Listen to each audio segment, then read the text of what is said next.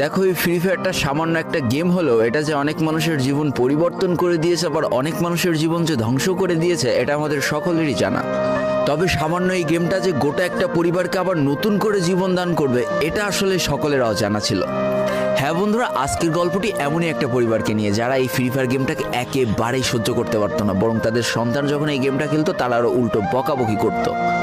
আর ভাগ্যের কি অপূর্ব লীলা খেলা, তখন সেই গেমটা আজকে গোটা পরিবারটাকে বাঁচিয়ে রেখেছে। আর এখন তার বাবা মাও উৎসাহ দেয় তাদের সন্তানকে যে ফ্রি ফায়ার খেলো। এজন্যই চলো জেনে আসি আসলে কি এমন ঘটেছিল ওই পরিবারটার সাথে। তো বেশি ব্যাকপ্যাক না করে ছোট্ট একটা ইন্ট্রো দিয়ে আজকের ভিডিও শুরু করা যায়। তো আজকের গল্পটা শুরু হতে চলেছে ছোট্ট একটা গ্রামের ছোট্ট একটা পরিবারকে নিয়ে।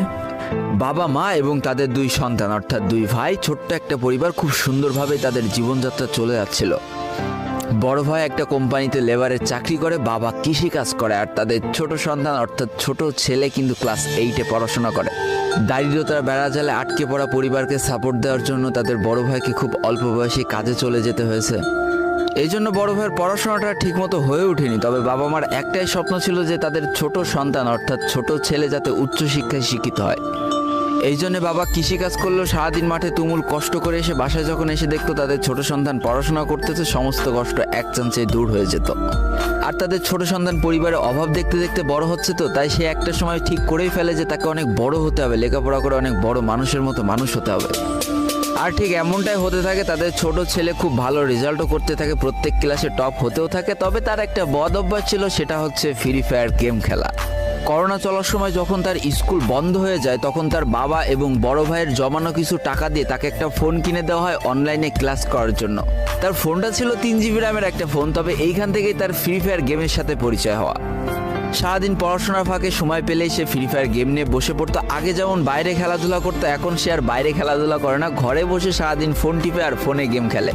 এদিকে তার বাবা মা যখন ফ্রি ফায়ার গেম খেলা দেখতো তখন প্রচণ্ড পরিমাণ রেগে যেত, এমনকি মারধর পর্যন্ত করতো যে তুই এই গেম খেলা বাদ দিয়ে দে। তবে তাদের ছোট ছেলে যতই বাবা মার বাধ্য সন্তান হোক না কেন, ফ্রি ফায়ার গেমটা ছাড়তে সে একেবারেই নারাজ। প্রথম দিকে পড়াশোনার ফাঁকে ফাঁকে গেম খেললো, যখন তার বাবা মা তাকে বকা শুরু করে তখন সে রাতের অন্ধকারে গেম খেলা শুরু করে। তবে বন্ধুরা বলে রাখা ভালো, সে কিন্তু তার পড়াশোনা একেবারেই ঠিক রেখেছিল, অর্থাৎ গেমের কোনো কালো ছায়া পড়াশোনার উপরে কোনোদিনই সে পড়তে দেয়নি, যার কারণে তার রেজাল্টও মোটামুটি ভালোই হতো। এতদিন পর্যন্ত পরিবারের সবকিছু ঠিকঠাকই ছিল, এবার আস্তে আস্তে পরিবারটা একটু একটু করে ভাঙতে শুরু করবে। পরিবারের সকলের সম্মতিতে পরিবারের বড় ছেলের সাথে পাশের গ্রামের একটা মেয়ের বিবাহ সম্পন্ন করা হয়। আর যেন বিবাহের কয়েক মাস যেতে না যেতে বড় ভাইয়ের পরিবর্তন লক্ষ্য করতে শুরু করা যায়। এতদিন ছোট ভাইয়ের পড়াশোনা খরচ বড় ভাই আর বাবা মিলে চালিয়ে আসলেও এখন আর বড় ভাই